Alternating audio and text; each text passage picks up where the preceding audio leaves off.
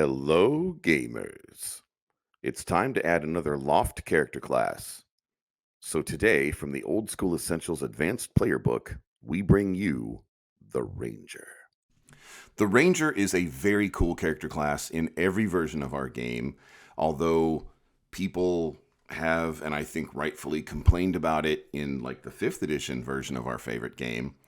But I don't think they've been complaining about the coolness. I think they want the Ranger to be cool.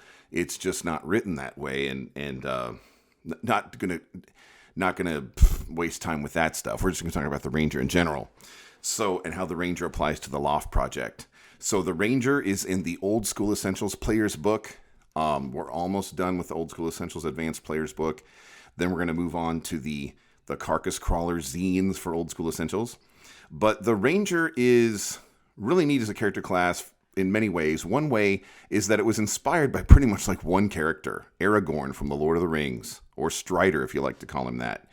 So I think, the closest thing we have to that in our favorite game is that how the barbarian is typically thought of is inspired mostly by Conan. But see, Conan isn't the only barbarian there's ever been in fiction. He's just the most iconic.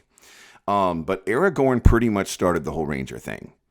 Now, Rangers have been adapted to all kinds of different cultures across the worlds of our favorite game. There is a gentleman at our table, and he plays in a Japanese flavored part of the world, and his character is Ishi Mishimori, and he plays an Ishi Ranger. And the Ishi Rangers are like they're like low-level officers that go out into the battle.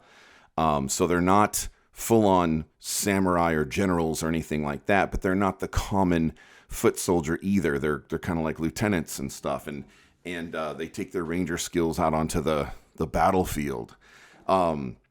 But there are all sorts of different ways that the ranger class has been adapted to represent different peoples and cultures and ideas in the worlds of our favorite games. And Rangers and Old School Essentials, they're old school. When they get to, 9th or 10th level or so, they start to attract, followers that aren't necessarily just people followers.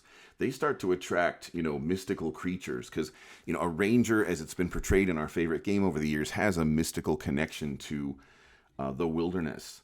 I remember on one of the original tables, it was not uncommon for a high-level ranger to attract a copper dragon follower at high levels, like a baby copper dragon, but still,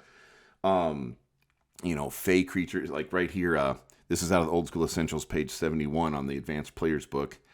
After reaching 10th level, 2d12 beings will join the ranger as followers. The nature of these followers is up to the referee. They may include human or demi-human adventurers, animals, fantastic mounts, sylvan creatures, or special monsters.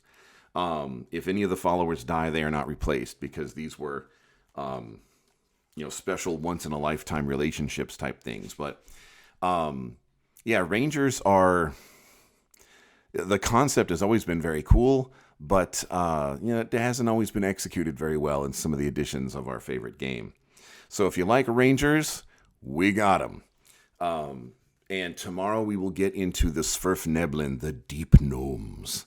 So in the meantime, I will see you around the gaming table.